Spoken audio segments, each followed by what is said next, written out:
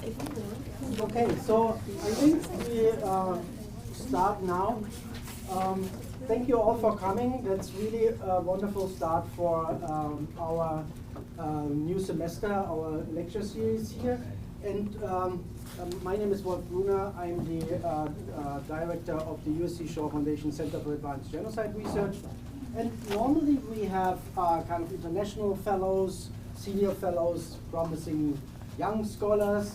But this time I want to present to you somehow homegrown, so to speak, scholar. This is Virginia Bullington, who is a student at USC.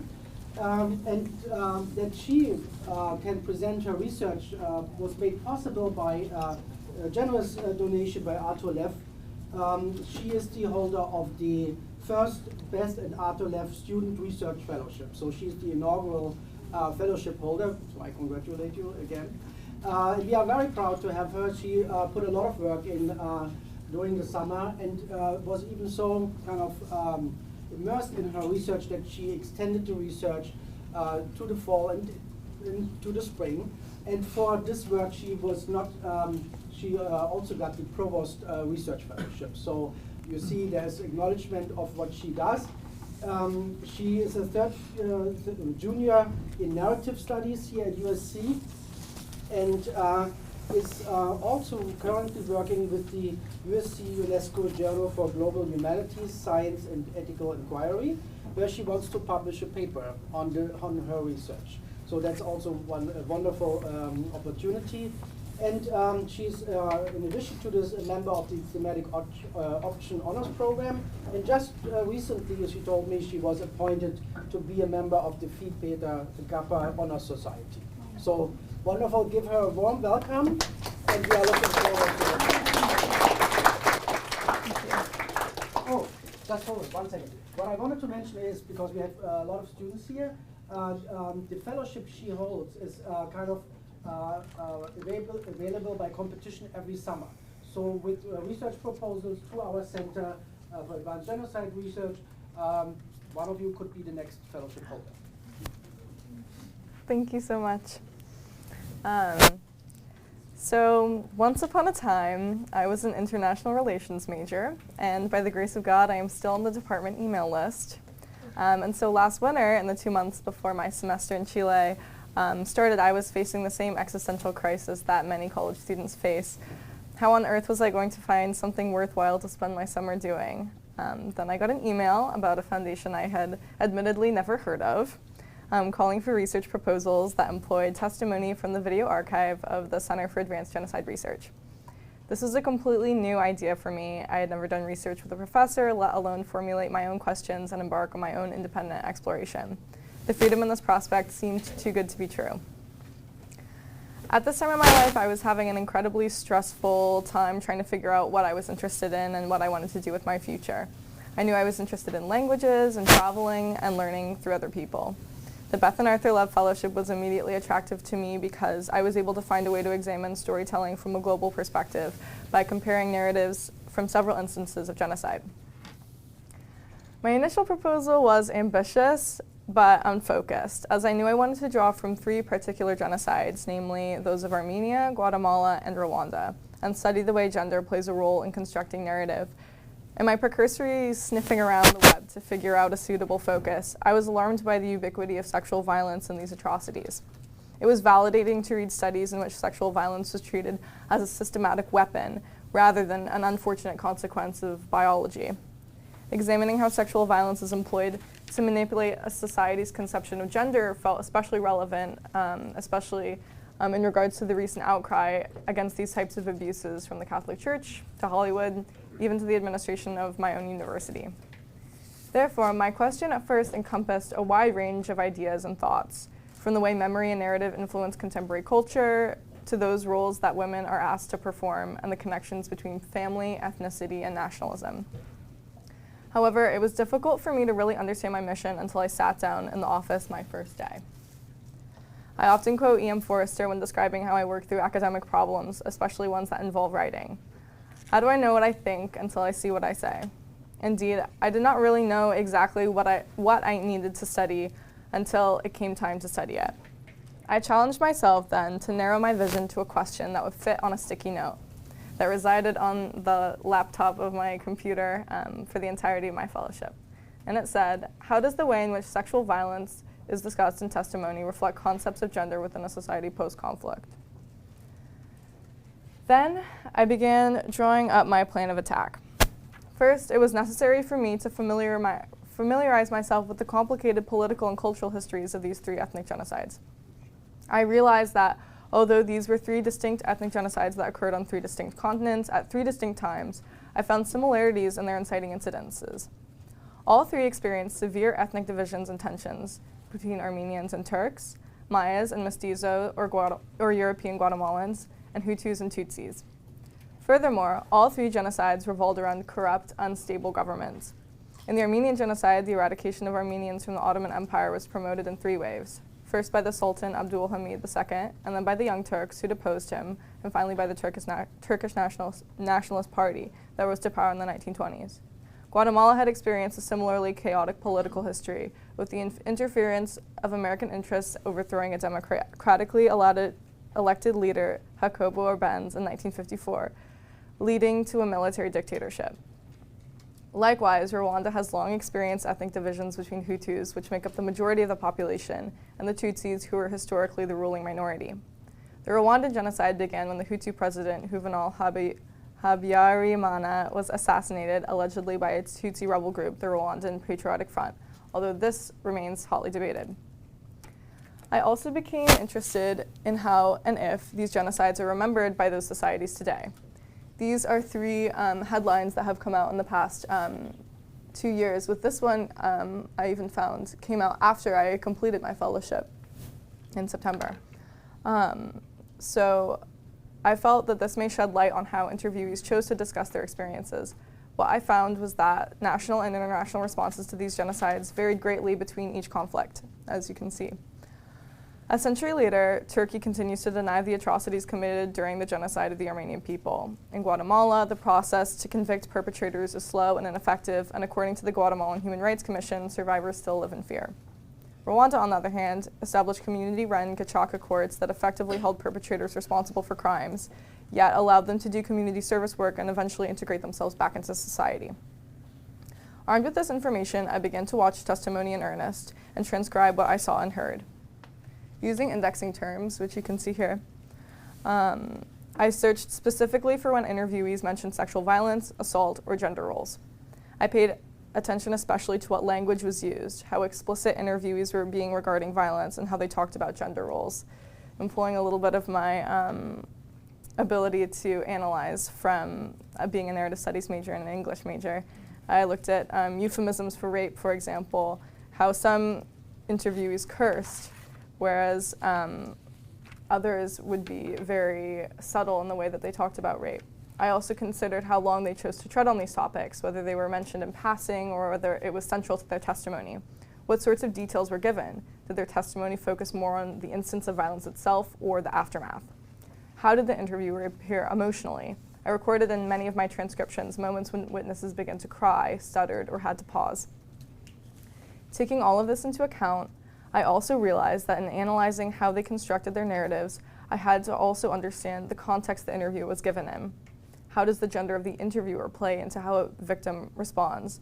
What about the temporal distance between a survivor and the violence they witnessed or experienced?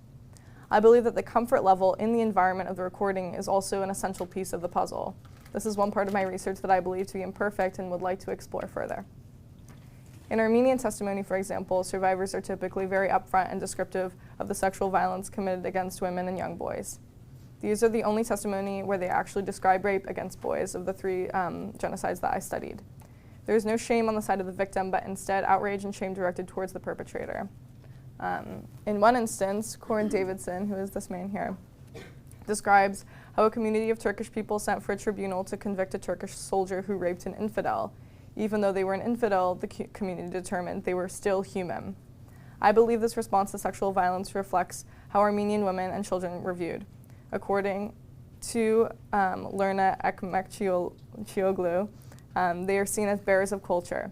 Women were not treated as individuals, but as familial symbols that represented the ability for Armenian tradition and ethnicity to persist.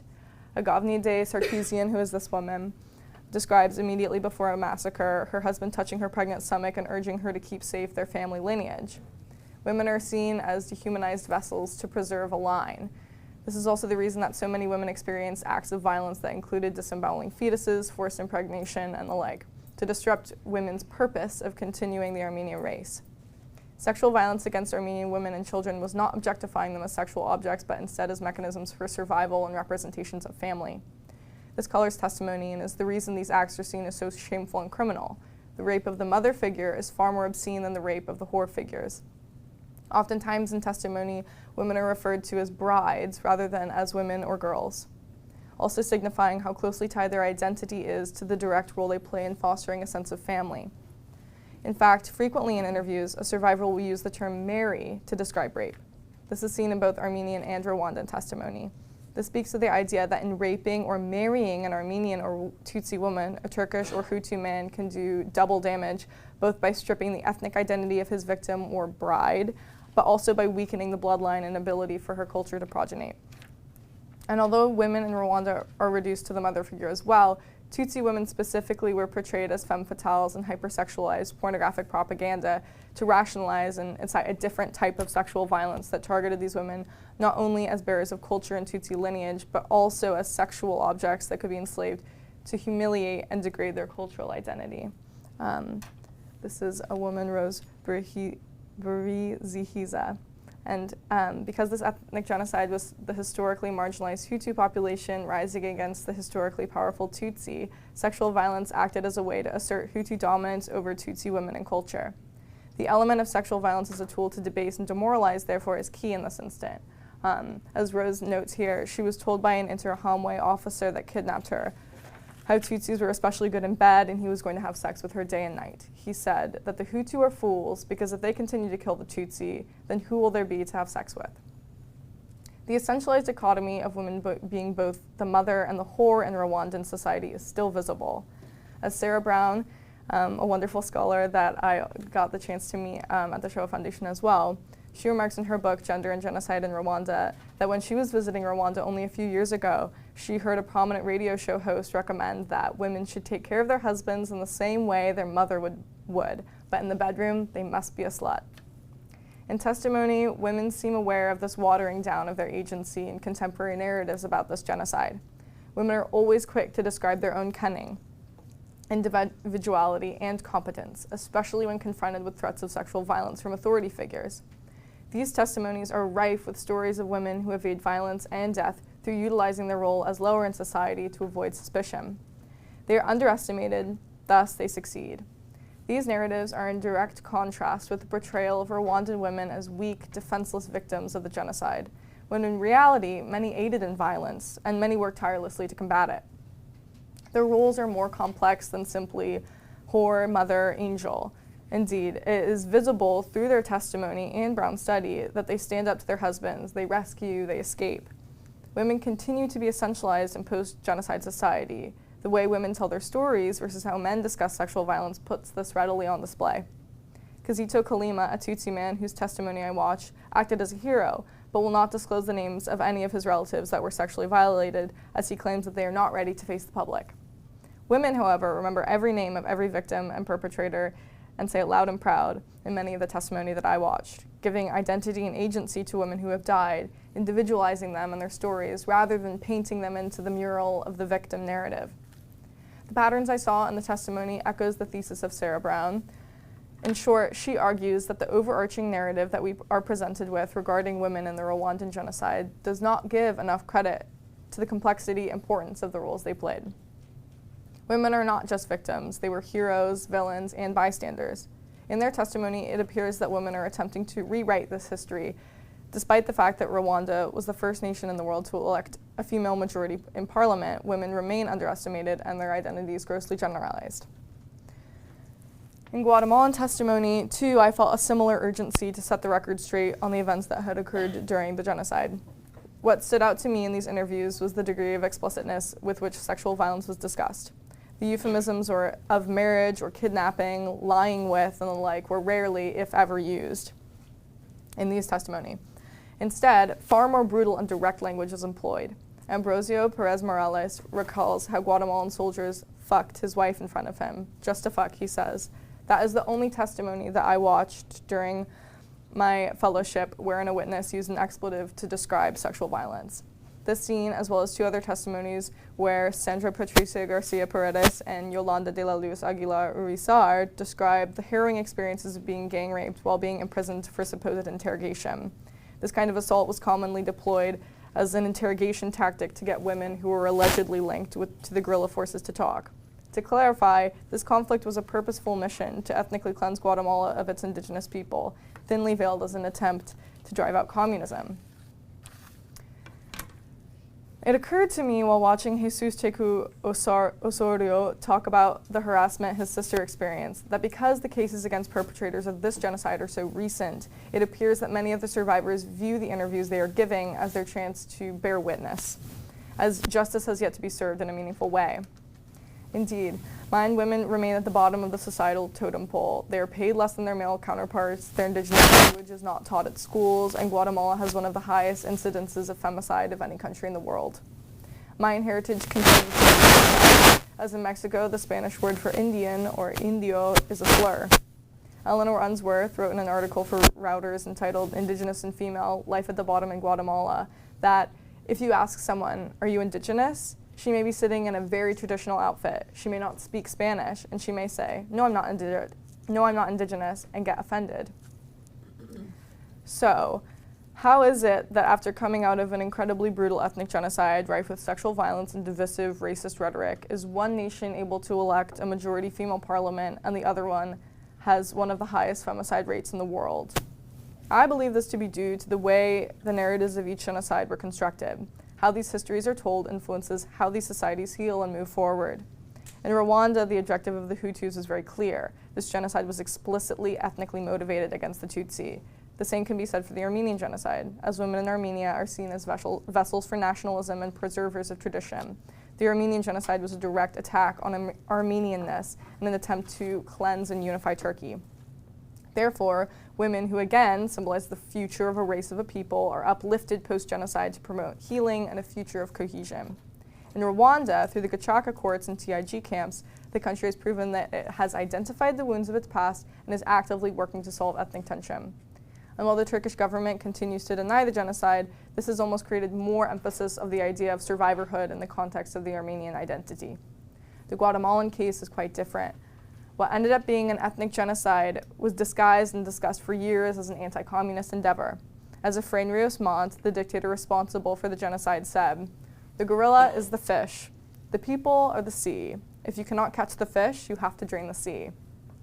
Therefore, while the majority of victims of this genocide were indigenous civilians, they were treated as collateral damage rather than the real target of the massacres. The skewing of this history and how it is told devalues the pain and suffering experienced by indigenous men and especially women. The way in which armies employed sexual violence as a weapon directly correlates to the function of women in society. In Rwanda and Armenia, women were reduced to symbolic bearers of culture, maternity, and nationalism, while in the Guatemalan context, indigenous women were not essentialized, they were erased. This is why, for so many years, Mayan women felt too ashamed to speak up about the obscene amount of sexual violence committed against them. This violence was explained away as politically necessary or an extracurricular for soldiers, therefore shameful. Only recently, as this genocide is being recognized as ethnic rather than political, do women feel that their lives matter. Therefore, what I have learned is that while the way in which we tell our histories reflects contemporary society, the way we listen to those histories influences how and if they are told. I have continued this research throughout the school year, both through the support of the Provost Research Fellowship and the Levin Institute, USC UNESCO Research Journal. I have also seen aspects of my research become very germane to the courses I've taken this year. Though I took almost exclusively literature classes last semester, I saw a mountain of connections between my studies and my research. In my Italian folktales class, taught by the wonderful Professor Margaret Rosenthal, the entirety of the introduction of our folktale anthology discusses the importance of the geographical and cultural context of the folktale and how each variant is colored by the place it is told in. Not only that, but the majority of the folktales in this textbook anthology we studied were taken from the mouths of little old illiterate ladies. The primary collector, Italo Calvino, remarks how he feels that many of these tales reflect their narrator, as, just like the women in Rwandan testimony I studied, these little old Italian women are far more interested in the cunning and agency of their female characters and emphasize these traits, rather than focusing on themes of amorous longing more present in other Italian art forms. What's more, I was able to apply aspects of this research to courses such as my Asian American literature class with the lovely Professor Viola Lasmana. For the creative project I was asked to complete for this course, I examined the female voice in constructing memory post-conflict. This is an example of a slide from a presentation I gave for that course using the center's visual history archive. I looked at constructions of memory post-conflict, specifically in regards to the Nanjing massacre. This was directly inspired by the concepts of women as bearers of culture that I had explored in my research at the Center for Advanced Genocide Research. In April, I hope to publish a research paper with the USC UNESCO Research Journal that applies the same methodology I engaged for this comparative study to look at the Nanjing massacre and the role that sexual violence plays in testimony. Similarly to the case of Armenia and Turkey, Japanese nationalists continue to censor the Nanjing massacre in textbooks, failing to mention sexual violence and comfort women, sometimes only referring to the massacre as an incident. The death toll, too, continues to be contested by Japanese and Chinese governments. Some deny the atrocities altogether, such as Professor Nobukatsu Fujioka, who claims that the photographic evidence of the rape were staged. This genocide also occurred in the time of political upheaval in China, with the end of dynastic rule and conflict brewing between the KMT and budding Chinese Communist Party. Furthermore, just as Rwandan Armenian testimony veils stories of rape with terms such as brides and marriage, Chinese testimony we hear of people being dragged or crushed, though rape is also used. However, what I continue to question is whether, like these three genocides, the Nanjing massacre was ethnically or rather more politically motivated, as the Japanese government did much to promote an image of China that was anti-Japanese and emphasized Chinese atrocities against Japanese civilians. This research has also led me to the idea for my capstone project as a narrative studies major. I hope to study women's roles in constructing narratives, not just in terms of female authorship, but how women are written into the stories we tell, both fiction and those of a historical or factual point of view. For this investigation, I employ a broad definition of the term narrative to describe the structured mechanisms by which people, families, and societies transmit knowledge to one another, whether it be through the celebration of tradition, storytelling, cooking, etc. In this way, my study will also be a survey of the role gender plays in historiography, or the way we talk about the past. To close, I would like to gush briefly about how my time with the Shoah Foundation and the Center for Advanced Genocide Research has really altered my life and my academic and career aspirations. I really can't express in words how enriching this experience has been. The greatest discovery through this entire process has been one of my own self, as I have found out that I'm a fraud. I'm not really an English major, I'm just posing as one. I'm really a historian, an aspiring social scientist. But really, having the ability to conduct independent research with the help and encouragement of such an incredible foundation has made me into a more confident and joyful individual. Both of my parents are artists, and they've known since they were 4 what they wanted to do and have pursued doggedly their passions. And I never had that sort of surety of my own ambition until I got this opportunity. So I'm very, very grateful for being able to be immersed in this environment with such passionate, friendly, and intelligent people working with their own strengths towards a common goal. The Shoah Foundation is a truly unique, exciting, and inspiring place to work and learn. It has been an absolute privilege being able to spend a little time there.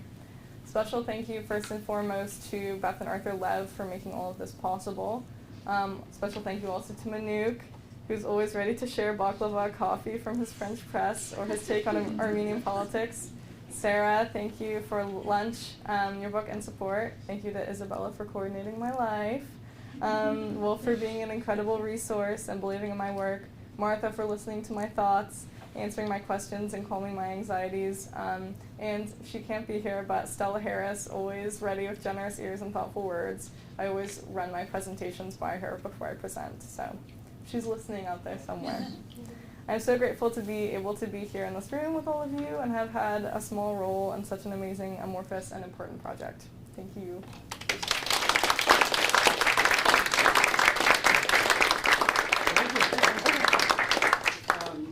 First of all, thank you so much for this very thoughtful presentation, and I just wanted to confirm that you are not gone now. I mean, you have always kind of a place in our center, in the Shoah Foundation, but you should also kind of maintain this relationship. Do you want to take the questions yourself, or should I moderate for this? Yeah. I mean, you can do it yourself, Okay. right? Yes. Yes. Yes, can you speak a little bit about the women being vessels of nationalism, particularly in the Armenian genocide? Because I think that's a very important point that you made. Women being the vessels of tradition and nationalism, to go that far.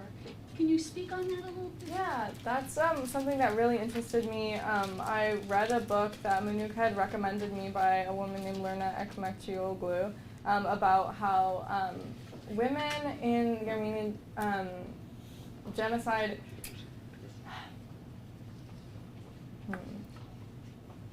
this idea that we were so, like, there was so much outrage surrounding the Armenian genocide was so rife with sexual violence, and it was such a sort of important and central part of that narrative because women were seen as dehumanized vessels of nationalism that were sort of not quite human, but representations of what it meant to be Armenian. So I was sort of examining of why, I could speak so long on this, but I can't articulate it succinctly. But this idea that it's not really about women as humans, but as what women represent as mothers, as teachers, as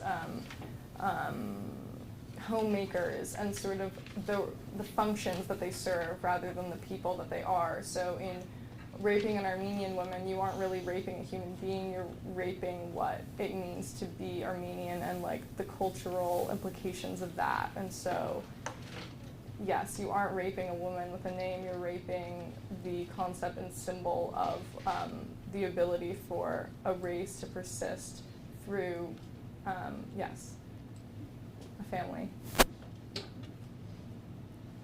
Thank you. Yes. Could you elaborate on why you think some of the genocide survivors used euphemisms and some of them didn't? So this was really interesting to me because for a lot, I should have mentioned this as well in my presentation, but for some interviews I had to work from subtitles. So for example, in the Nanjing massacre, I'm working all from subtitled work. So sometimes I do wonder if what exactly the translation is, or if it's sort of I'm receiving information through, a third party, and that might be responsible for some of the euphemisms. But I also thought it was interesting thinking about the reticence to explicitly use the words rape because of the shame and cultural and social implications of using a term that heavy. Why is it more comfortable to use the term marry or drag away, which we can we know what's being implied. So I thought that was sort of a way to eschew blame or shift focus from the narrative while still trying to communicate pain.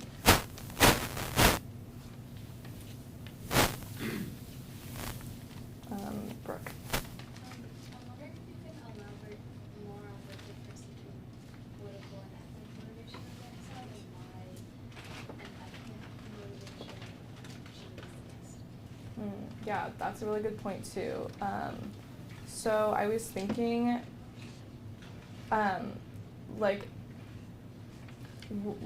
what motivates a genocide to occur is really fascinating. Well, because specifically these three are ethnic, so it wasn't even so much about being able to motivate or rally an army around a concept of, a political goal, but more of a very primitive, intrinsic human definition or segregation between us and them. So that was interesting. And so I only really studied here people that discussed ethnic divisions. But then with Nanjing, it's a little bit different because you have this idea of Pan-Asianism that Japan was trying to promote, of like all of Asia rising up against the West, and yet there's still interfighting between like China and Japan is still making sort of hierarchical separations between races and ethnicities within Asia. So I think that that's when the lines get blurry. But in terms of how it's discussed in testimony, I think that, yeah, I think it's more emotional almost, because it's hard to say, but I would say like when it's ethnically motivated, it becomes a lot more of like a primitive and like emotional response of, yeah, like I said, us versus them, rather than sort of a more complicated like political reasoning that can be, yeah, explained without being racist or emotionally affiliated, I suppose. Yes. Hi, well, thank you for making that very interesting point about Nanjing. I guess I was just wondering, because you were talking about the Japanese denial, and I'm kind of thinking that the denial has kind of been taken on by the Chinese government as another form of nationalism, not necessarily that of the perpetrator, but maybe a different kind of the victim. So do you find that also the case in your other case studies? And I guess I was just wondering how this post-genocide narrative can potentially be a danger to a society of victims to use that narrative as a different form of nationalism.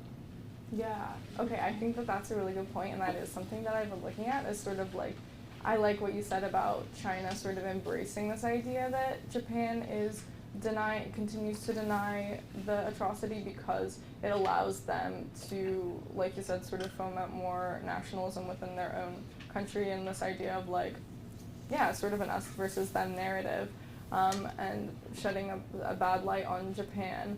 And so that is something I'd like to study. And that's sort of, I think I brought up a little bit like this idea of assuming, or like the idea of survivorhood within the Armenian genocide has become a big part of Armenian identity as well, sort of going off of that point. And then in terms of how these narratives post-conflict can be damaging to survivors because it emphasizes victimhood.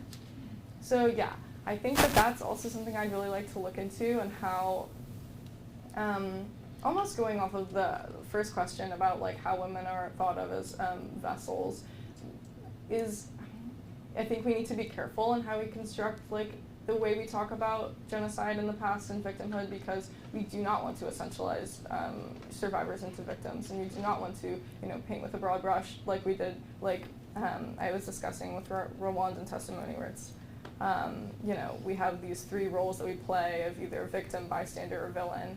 I think it's a lot more nuanced than that, and so, but it can be difficult to sort of tease out the nuances, but I think it's important in order to avoid essentializing an experience, through that dehumanizing.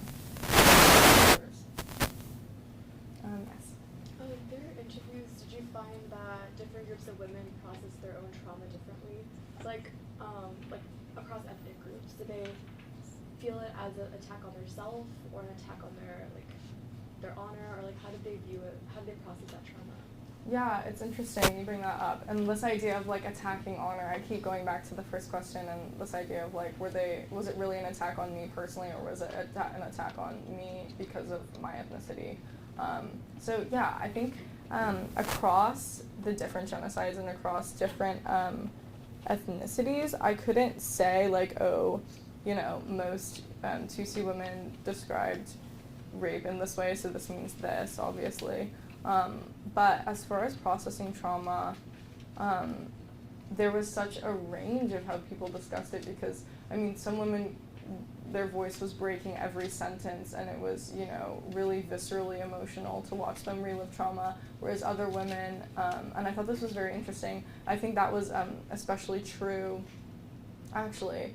Well, so there is that, but then there are also women that can discuss it completely straight-faced and be telling you about, you know, the most awful, like, disemboweling or, you know, practices that were happening, or a gang rape, and just be completely blank-faced. And so I saw basically an entire spectrum of an emotional response to how trauma was processed, which was really fascinating. I mean, you know, you have women from the Armenian testimony who are, you know, 80 years old and are crying and discussing it, and then there are women from the Rwandan genocide who had occurred, you know, in so much more recently and can be completely, seemingly unemotional. So, yeah, I think that there is such a range. Yes? That's actually a good segue into my question. You mentioned during your talk, and by the way, I really applaud your ambitious project to compare all these different cases. So you talked about temporal distance and how it does, and it did kind of impact the narrative. Can you elaborate a little bit more how it did? So what is the kind of the difference the longer the time passes? How does the narrative changes? Is this true for all the three cases, or do you see differences there? Yeah, so basically what I think I came to the conclusion that you can't judge based on a temporal distance of, you know, even 50 years how somebody is going to respond emotionally to having to bring up this past trauma. And so, but I also wonder if part of that has to do with the way that it is portrayed post-conflict and whether it has been dealt with post-conflict, and sort of like, you know, because I was thinking maybe perhaps a more emotional response comes from this concept that, you know, these are crimes that have sort of been left unpunished in an official or meaningful way. So perhaps that is more of a telling indicator of how survivors will respond to reliving trauma rather than a temporal distance. You said that this opportunity really impacted your life and kind of set you on the path that you're certain of. So I'm curious how your own life experiences, or like your own identities, whether it's religious, social, how did that impact your research when you were watching all these testimonies? That's a good question. I think it's also interesting to bring up the fact that the Shoah Foundation is now starting to conduct psychological surveys of, you know, scholars that are going to be watching this testimony and sort of secondary trauma and how that affects people that are like having to watch really like rigorous and emotionally sort of taxing videos day after day. But as far as how I, like, my own identity in approaching this testimony and how I formulated my research question, I've always sort of default in every like literature class or class that I've been asked to like analyze a text. I've always come at it from like a feminist lens, I suppose. Doesn't hurt that I'm a woman.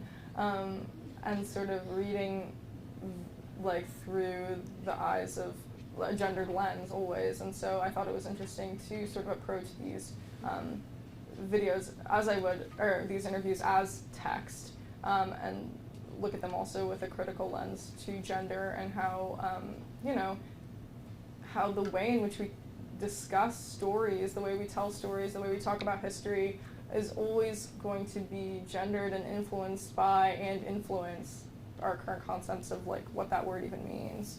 So, yes. I'm curious how the presence of perpetrator testimonies, or if you could get access to perpetrator testimonies, I'm curious how and if you would use that or if you wouldn't want to use that. I'm just curious what you think about perpetrator testimonies. That's really great that you brought that up because I did not study that for this specific, for the comparative study that I did this summer. But in the case of Nanjing, there's actually a lot of testimony of Japanese soldiers that were perpetrators, and also a lot of available testimony and writings done by the wives of Japanese soldiers and their perspective on, like, you know, coming to terms with both, like, womanhood and gender and being married to men that have, you know, committed such gendered violence. So I really am interested in that, because I think that also sheds on so much more light on, like I was talking about earlier, like ethnic, political motivation, and how the way in which the crossover between concepts of gender and ethnicity, and like how we are able to dehumanize and other people in order to commit such atrocity.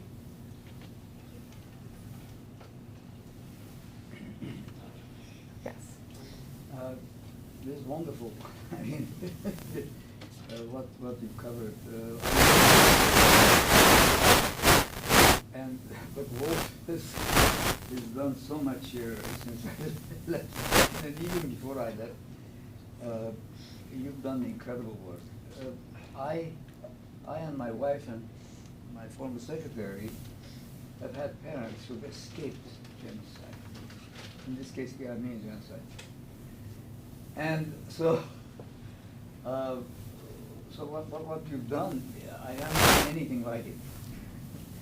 So I'm very, very impressed. Very impressed. Thank you.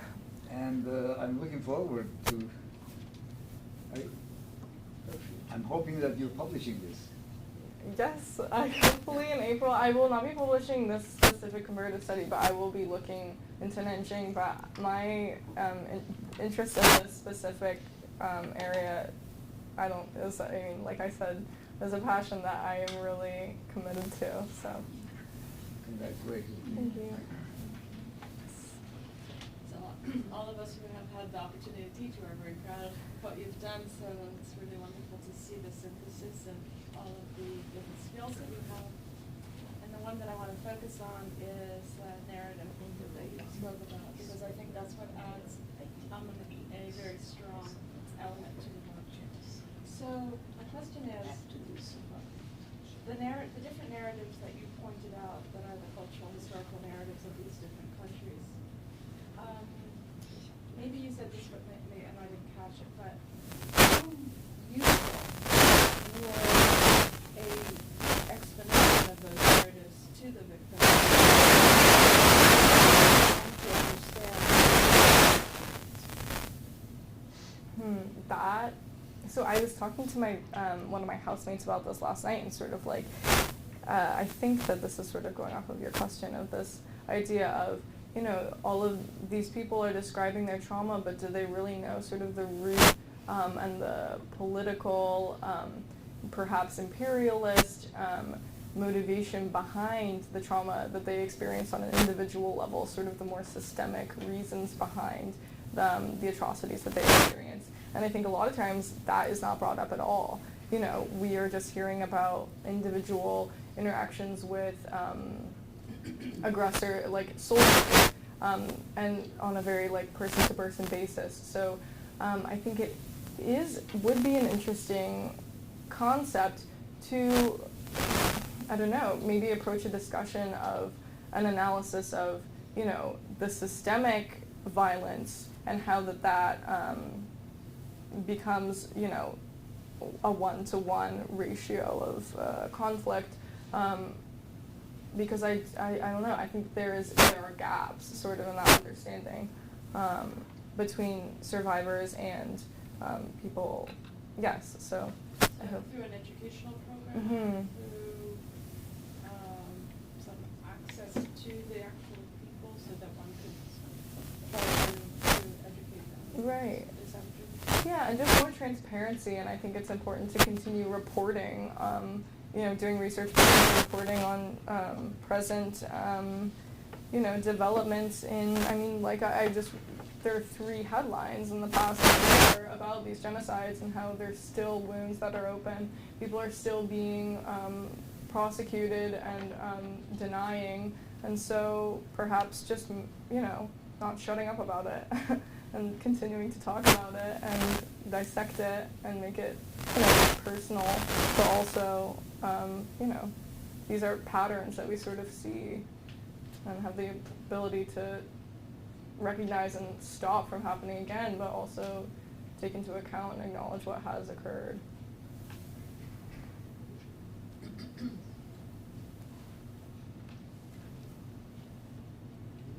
Questions? It's an A++. Then, yeah. Thank you. I just want to say that I'm really not only proud of Virginia, but I think it was a really strikingly fruitful start for our speaker series this semester, and I'm actually proud that we gave her the whole stage, because we used to kind of do 2 or 3 students at once, but I think she fully justified, and she showed actually how amazing the original research capacities of our undergrads are. I mean, this is really what I wanted to say. And for all of you attending here, the next talk will be February 12th by our fellow Lukas Meisel from Austria, or now Israel, who will talk on, who will talk about SS visual narratives of SS photography countered by testimonies of survivors. Yeah. Okay. Thank you, and all for coming.